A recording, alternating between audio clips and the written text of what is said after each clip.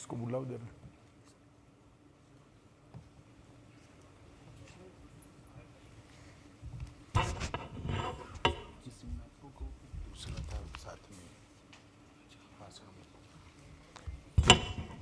आज के कार्यक्रम में भारत सरकार के निमंत्रण पर यहाँ उपस्थित महाराष्ट्र के मुख्यमंत्री श्रीमान एकनाथ शिंदे जी, महाराष्ट्र राज्य के उप मुख्यमंत्री श्रीमान देवेंद्र फडणवीस जी, महाराष्ट्र राज्य के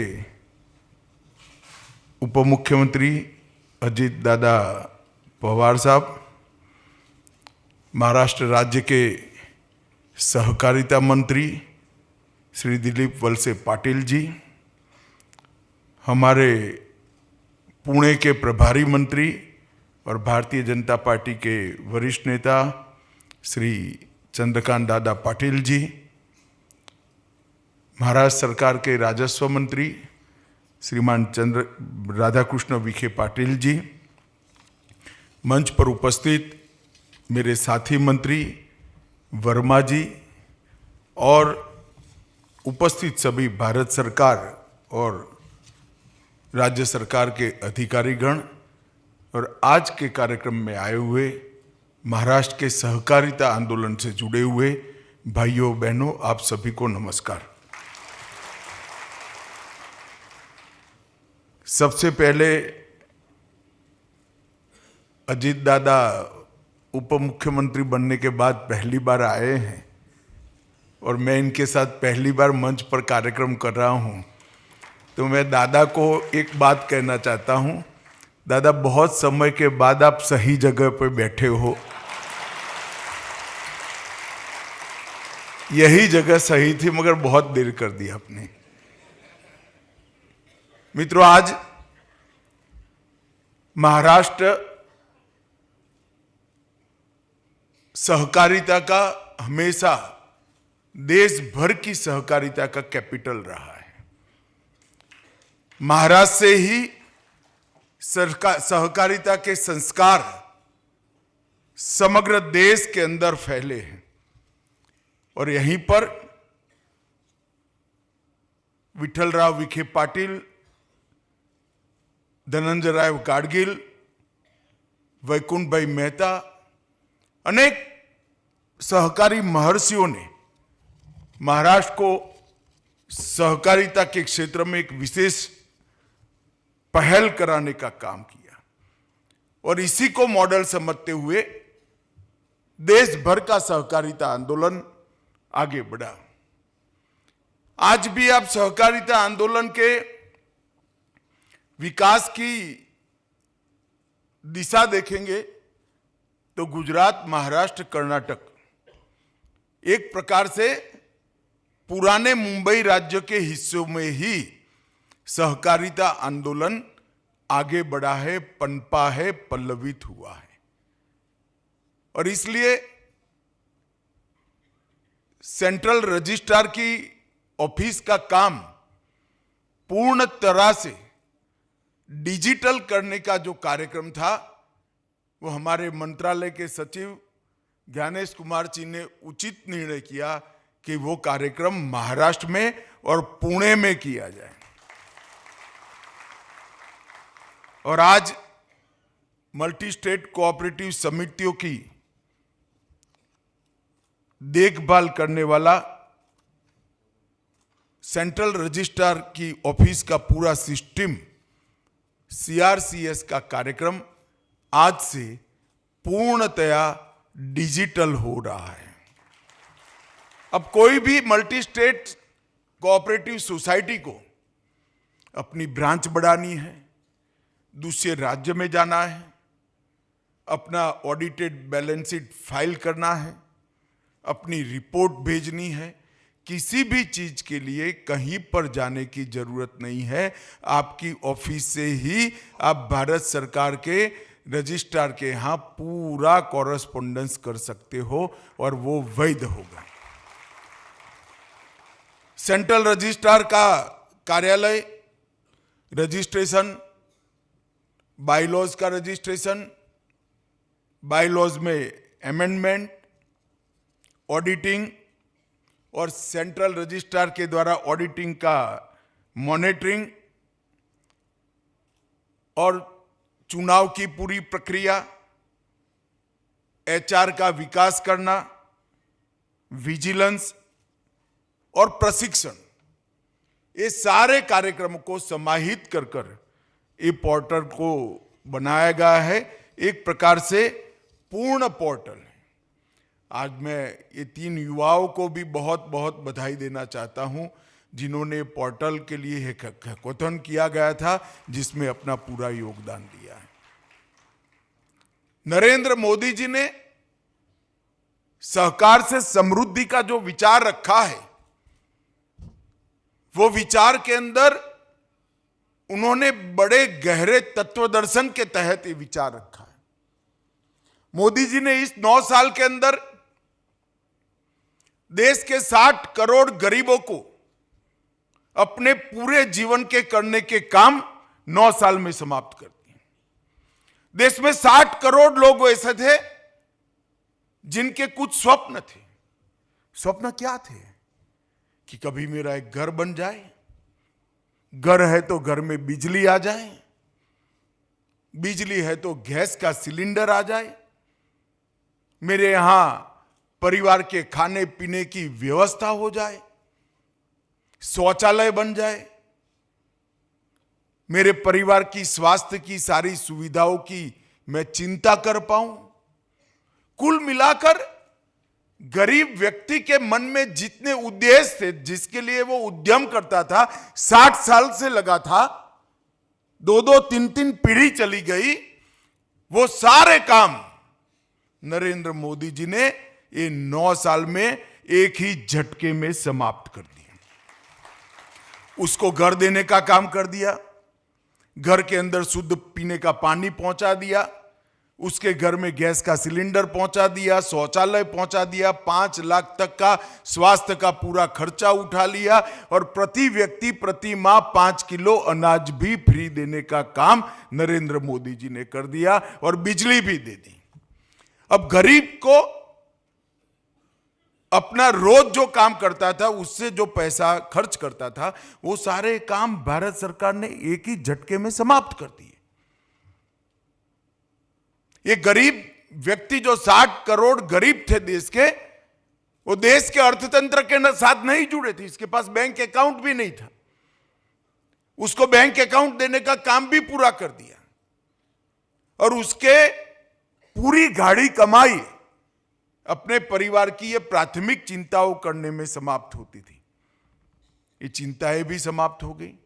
तब उसको स्वप्न आता है कि मैं भी कुछ कमाऊं, मेरे घर में भी एक अच्छा टीवी हो, मिक्सचर आ जाए, कूलर आ जाए, मेरे घर में व्यवस्था हो जाए, मेरे बच्चे मेडिकल, इंजीनियरिंग, आईएएस बने, आईपीएस बने। ये सारे स्वप्न वो देखने लगा है आजादी के 75 साल के बाद, क्योंकि उसको संभव लगता है। पहले पूरा जीवन इसका जिस जद्दोजहद के अंदर था, वो तो समाप्त हो चुकी। अब वो कुछ उद्यम करना चाहता है, वो कुछ काम करना चाहता है। काम करना तो चाहता है, परंतु उसके पास पूंजी नहीं है। पूंजी के बगैर क्या उद्यम करेगा? पूंजी के बगैर क्या काम करेगा? इसका एकमात्र जवाब सहकारिता आंदोलन है। सहकारिता आंदोलन का मतलब है छोटी छोटी पूंजी वाले अनेक लोगों को इकट्ठा कर कर बड़ा उद्यम स्थापित करना, यही सहकारिता है। पद्मश्री पाटिल ने छोटे छोटे लोगों को, छोटे छोटे किसानों का छोटा छोटा पूंजी इकट्ठा कर कर सहकारी कारखाना लगाया, साकर कारखाना लगाया, और आज देश भर में सैकड़ों साकर कारखाने इस पद्धति पर चल रहे। हमारे यहां त्रिभुवन दास पटेल ने छोटी छोटी महिलाओं से उस जमाने में 5 रुपया और आज के जमाने में 100 रुपया लेकर दुग्ध क्रांति करी, अमूल का आंदोलन खड़ा किया। आज स्थिति यह है कि 36 लाख महिलाएं गुजरात के अंदर 100 रुपये से ज्यादा किसी ने नहीं रोका है, इन्वेस्ट नहीं किया है, सिर्फ 100 रुपया इन्वेस्ट किया है। वो 36 लाख महिलाओं की कोऑपरेटिव अमूल आज 60,000 करोड़ का मुनाफा वो 36 लाख महिलाओं को पहुंचा। 60,000 करोड़ रुपए का मुनाफा। तो सहकार से समृद्धि का मतलब है छोटे से छोटे व्यक्ति को अपने जीवन को उन्नत बनाने का मौका देना, छोटे से छोटे व्यक्ति को देश की आर्थिक प्रगति में योगदान लेने के लिए एक मंच, एक प्लेटफॉर्म देना और सहकारिता के माध्यम से इसका जीवन का उद्धार करना। और इसीलिए इस सहकारिता मंत्रालय की स्थापना की गई है। आज हमने जिस पोर्टल को यहां पर शुरू किया है, देश की 1555 बहुराज्यीय सहकारी समितियों को इसका फायदा मिलेगा। महाराष्ट्र में 1555 में से जोर से ताली बजाना बाद में 42% सोसाइटी अकेले महाराष्ट्र में है। एक और पूरा देश है और एक और महाराष्ट्र है।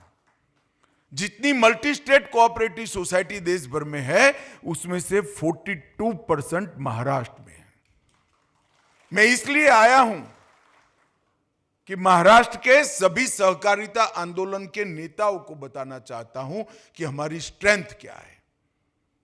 और ये आज से ये 1555 मल्टी स्टेट कोऑपरेटिव सोसाइटी को मैंने आगे कहा वो सारा काम, चाहे रिटर्न फाइल करना हो, चाहे multi state cooperative state registrar से शिकायत करनी हो, किसी भी मेंबर को, किसी भी सोसाइटी को अपना जवाब देना हो, किसी भी सोसाइटी को चुनाव प्रक्रिया की इंफॉर्मेशन देनी हो, आपका बोर्ड का रेजोल्यूशन भेजना हो और एनालिटिक टूल्स भी इसके अंदर रखे हैं। हर प्रकार का काम ये पोर्टल करेगा। और इसके बाद यही पैटर्न पर हम राज्यों के सहकारिता के रजिस्ट्रारों के कार्यालय का भी कंप्यूटरीकरण करने जा रहे हैं, उसको भी कंप्यूटराइज करने जा रहे हैं, जो राज्य भर की 8 लाख कोऑपरेटिव सोसाइटियों के साथ सीधा कंप्यूटर से संवाद करेगा। तब जाकर एक काम में गति आएगी। सहकारिता आंदोलन आधुनिकता के बगैर आगे नहीं बढ़ सकता। सहकारिता आंदोलन पारदर्शिता के बगैर आगे नहीं बढ़ सकता। और सहकारिता का आंदोलन रिस्पॉन्सिबिलिटी, जवाबदेही के बगैर भी आगे नहीं बढ़ सकता। सहकारिता आंदोलन की स्वीकृति बढ़ानी है तो हमें पारदर्शिता बढ़ानी पड़ेगी, जवाबदेही तय करनी पड़ेगी। इस प्रकार की पारदर्शी व्यवस्था ही समाज के 60 करोड़ लोगों को जोड़ सकती है। और कोई कल्पना नहीं कर सकता दुनिया में इफ्को जैसा सबसे बड़ा खाद का कारखाना हमारे यहाँ कोऑपरेटिव बेस पर चलता है, क्रिप्को कोऑपरेटिव बेस पर चलता है, नाफेड कोऑपरेटिव बेस पर चलता है, अमूल कोऑपरेटिव बेस पर चलता है। एक जमाने में लिज्जत पापड़ भी कोऑपरेटिव बेस पर चलता था। हमने बहुत सारी सफलता की गाथाएं, सक्सेस स्टोरी दुनिया के सामने रखी है। अब इस स्ट्रेंथ को संजोकर एक नई गति बढ़ाने का काम करना है। मित्रों, अभी अभी मल्टी स्टेट कोऑपरेटिव सोसाइटी के एक्ट का भी संशोधन किया गया। हमारे सचिव साहब यहां बैठे हैं, मैं उनको और उनकी पूरी टीम को बधाई देना चाहता हूं। देखिए एफिशिएंसी क्या होती है। 2 तारीख को कानून पारित हो गया, राष्ट्रपति महोदया की साइन हो गई, इसका नोटिफिकेशन निकल गया और 4 तारीख को उसका रूल्स का भी नोटिफिकेशन निकल गया। 2 तारीख को संसद के सदनों में, दोनों सदनों में पारित होने के बाद 4 तारीख को कोई काम बाकी नहीं। और इसके अंदर हमने multi state cooperative society act में निर्वाचन सुधार, कोऑपरेटिव गवर्नेंस के लिए कई नए आयाम रखे हैं। फाइनेंशियल डिसिप्लिन और फंड की पूर्ति के लिए हमने व्यवस्थाएं की है। व्यापार की सुगमता बढ़ाने के लिए व्यवस्था की है। निर्वाचन के लिए चुनाव आयोग जैसी एक इंडिपेंडेंट बॉडी बनाएगी जो निर्वाचन के अंदर घपले घोटाले करते हैं वो अब चुनाव में नहीं कर पाएंगे। काफ़ी लोगों को अच्छा नहीं लगेगा, मगर आपकी स्वीकृति बढ़े इसके लिए जरूरी है। बोर्ड को चलाने के नियमों में भी बदलाव किया है और पारदर्शिता लाने के लिए बोर्ड ऑफ डायरेक्टर की जिम्मेदारी, कर्मचारियों की जिम्मेदारी तय की है। कोई अपने भाई भतीजे को नौकरी नहीं दे पाएगा, ये भी हमने सुनिश्चित कर लिया है। क्यों एक भी ताली नहीं पड़ती भाई? जो आएगा वो हमारा ही है भाई। हमने हमारे भाई भतीजे को नहीं रखना है जिसमें टैलेंट है। अभी जो युवा मेरे हाथ से सर्टिफिकेट लेकर गए, ऐसे युवाओं को कोऑपरेटिव आंदोलन के साथ जोड़ना पड़ेगा, तब जाकर एक कोऑपरेटिव आंदोलन आगे बढ़ेगा। ऑडिट की जिम्मेदारी भी रिजर्व बैंक अप्रूव पैनल को ही हमने देने का तय किया है और गैर मतदान वाले सदस्यों के नॉन वोटिंग शेयर को देकर ज्यादा पूंजी प्राप्त करने के लिए भी इसके साथ व्यवस्था की है, जिससे बहुत बड़ी सुविधा मल्टी स्टेट कोऑपरेटिव सोसाइटीज को होगी। कंकरेंट ऑडिट की व्यवस्था की है। सहकारी समितियों में कंप्लेन के निपटारे की व्यवस्था की है।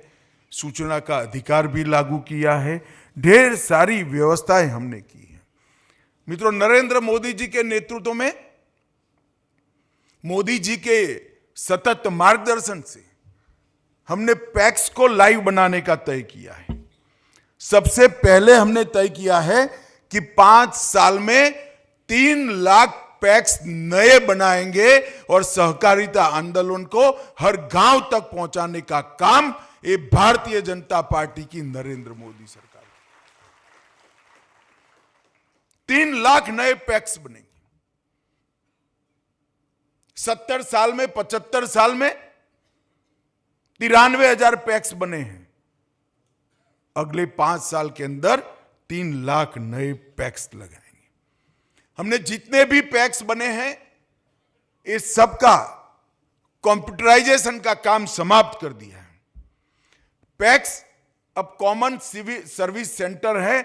आपको जन्म का दाखला भी वहां से मिल जाएगा, मृत्यु का रजिस्ट्रेशन भी वहां हो जाएगा, मतदाता सूची देखनी है तो वो भी वहां से देख पाएंगे। क्या राज्य सरकार और केंद्र सरकार की 300 से ज्यादा योजनाएं वहीं होंगी। पैक्स बैंक मित्र भी होंगे। पैक्स सस्ती दवाई की दुकान भी बन पाएंगे। पैक्स गैस का वितरण का भी काम करेंगे। पैक्स अब पेट्रोल पंप भी बन पाएंगे। पैक्स नल से जल की जो समिति है, इस समिति को गांव में संचालित करेंगे। पैक्स भंडारण का भी काम करेंगे। मित्रों, विश्व की सबसे बड़ी भंडारण योजना मोदी जी ने कैबिनेट के अंदर अप्रूव की है।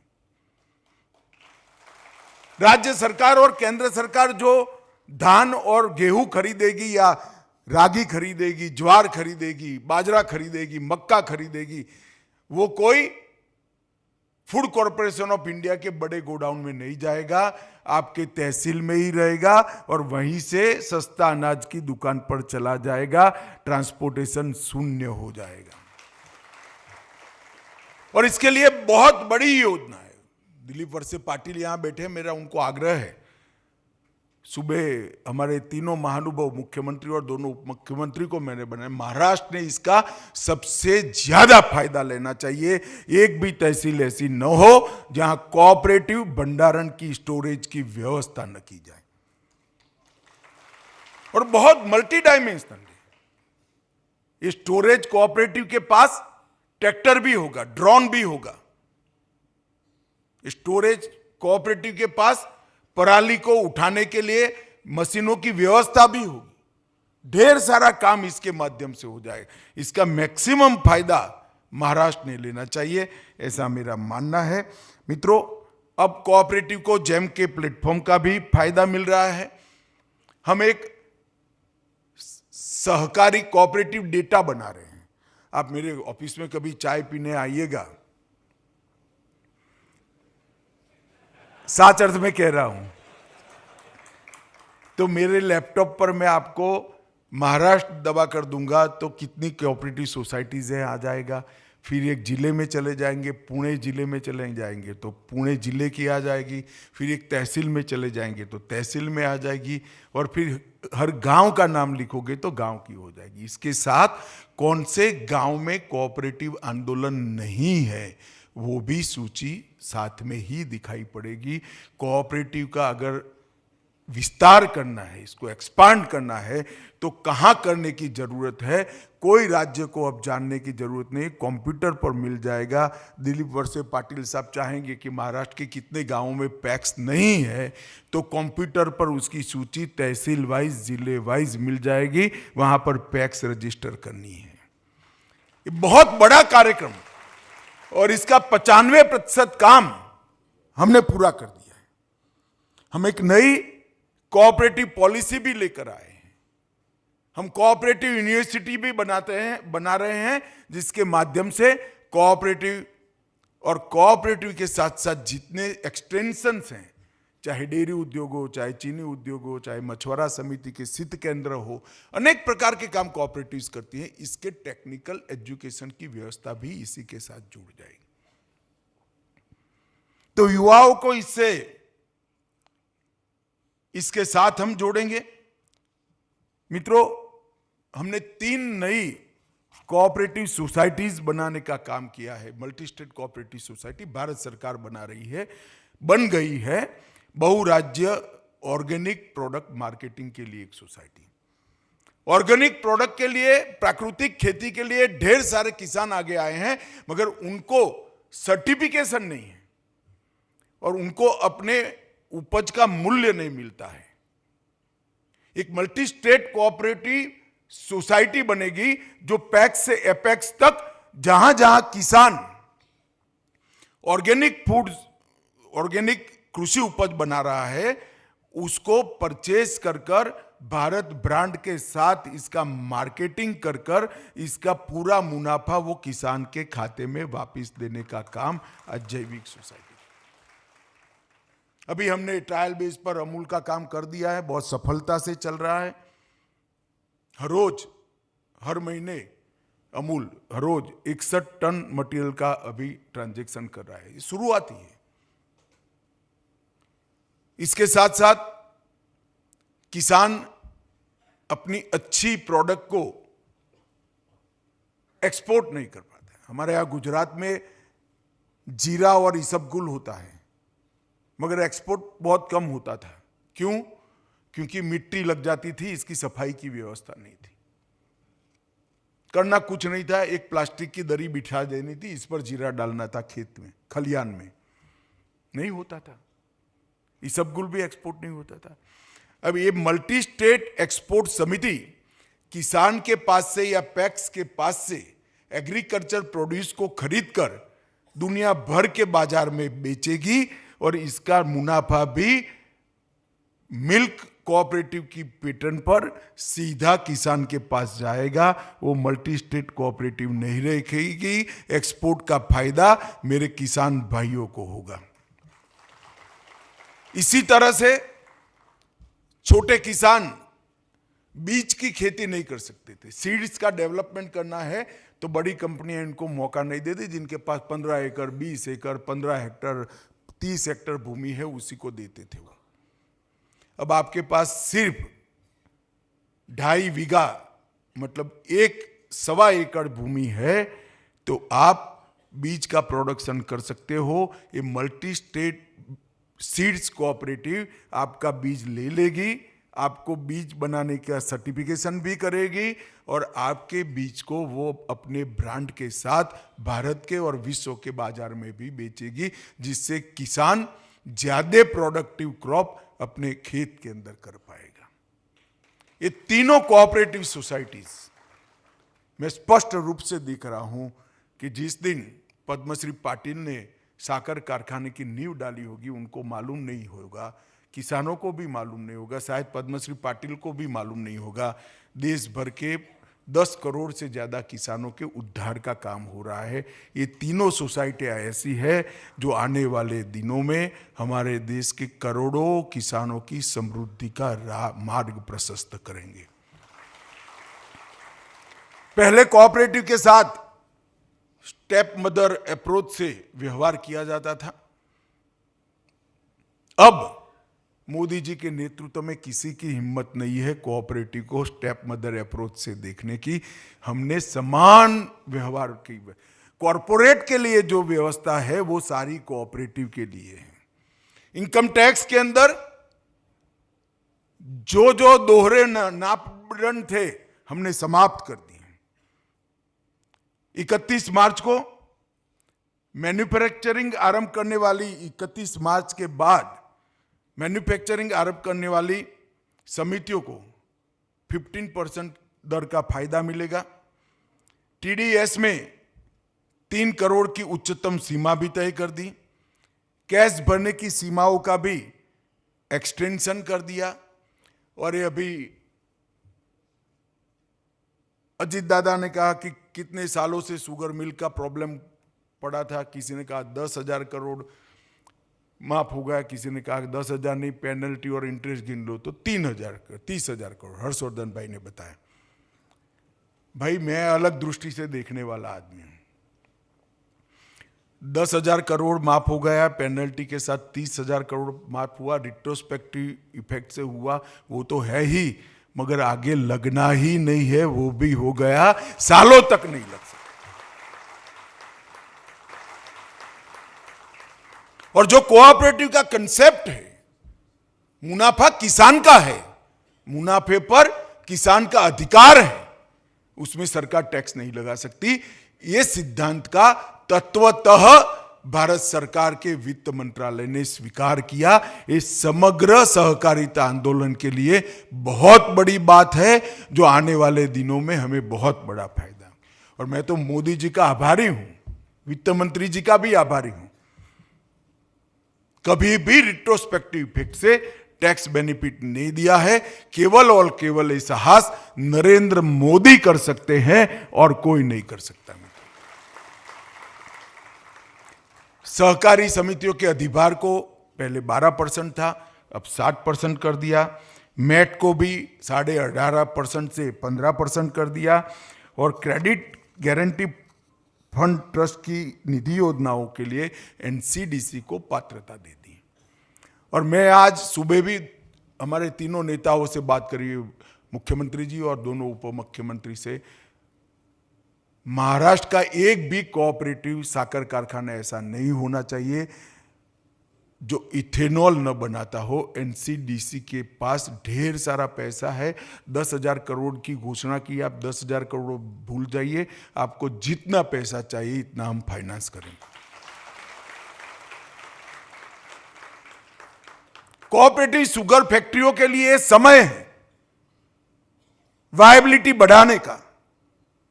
आप इथेनॉल संयंत्र, ऊर्जा का संयंत्र अपने यहां लगा दीजिए, हमेशा के लिए आपकी वायबिलिटी बढ़ जाएगी। अभी रेट भी अच्छे मिल रहे हैं। और इसके रीशेड्यूलमेंट के लिए भी अभी प्रयास हो रहा है। मुझे भरोसा है इसमें आरबीआई जरूर एक प्रैक्टिकल अप्रोच लेगी। अर्बन कोऑपरेटिव के लिए हाउसिंग फाइनेंस की एक लिमिट लगी थी, इसको 2 गुना कर दिया। ग्रामीण सहकारी बैंकों को रियल एस्टेट के लिए लोन देने का हमने परमिशन दे दिया। डोर स्टेप बैंकिंग के लिए अर्बन कोऑपरेटिव बैंकों को परमिशन नहीं थी, वो भी हमने दे दी। अर्बन कोऑपरेटिव बैंक सब नई शाखाएं खोल सकती है। One time settlement urban cooperative बैंकों के लिए प्रतिबंधित था, आरबीआई देती नहीं थी। वन टाइम सेटलमेंट के लिए भी हमने अर्बन कोऑपरेटिव बैंकों को राष्ट्रीयकृत बैंकों के समकक्ष कर अधिकार दे दिए। और प्रायोरिटी सेक्टर की जो लैंडिंग की सीमा थी, हर साल करना पड़ता था, उसको 2 साल तक कर हमने अर्बन बैंकों के पूरे खाकों को एक नया जीवन करने का काम दाम लिया है। मित्रों, मैं इतना ही कहना चाहता हूं कि प्रधानमंत्री मोदी जी ने जो $5 ट्रिलियन इकोनॉमी का लक्ष्य रखा है और देश की इकोनॉमी को विश्व की तीसरे नंबर की अर्थव्यवस्था बनाने का लक्ष्य रखा है, मैं आज महाराष्ट्र के कोऑपरेटिव सेक्टर को कहने आया हूं, हमने भी इसमें कोऑपरेटिव सेक्टर का हिस्सा क्या हो उसका एक लक्ष्य रखना चाहिए। ये जुनून के साथ देश के 60 करोड़ गरीबों को कोऑपरेटिव सोसाइटीज़ के साथ जोड़कर उसके घर में उसको जो वो मिक्सर चाहिए, कलर टीवी चाहिए, छोटा सा एसी भी लग जाए, ये जो खुशी चाहिए वो खुशी देने का प्रयास हमने करना चाहिए। सहकार से समृद्धि का अर्थ यही है और मोदी जी के विजन में आज एक नया काम कोऑपरेटिव मंत्रालय ने शुरू किया है, डिजिटल पोर्टल का शुभारंभ। इस संपूर्ण कंप्यूटराइजेशन है हमारे सेंट्रल रजिस्ट्रार कार्यालय का। मुझे भरोसा है कि 1555 जो मल्टी स्टेट कोऑपरेटिव सोसाइटीज़ है इसका बहुत फ़ायदा मिलेगा। आज मैं वो 3 बच्चे जिनको यहाँ पर सम्मानित किया है उनको मैं फिर से एक बार बधाई और साधुवाद देना चाहता हूँ। और आप सभी ने आज के कार्यक्रम में आया, हमारे सारे नेताओं का सम्मान किया, इसलिए आप सभी का बहुत बहुत धन्यवाद। भारत माता की जय, वंदे मातरम। एबीपी माझा, उघडा डोळे बघा नीट।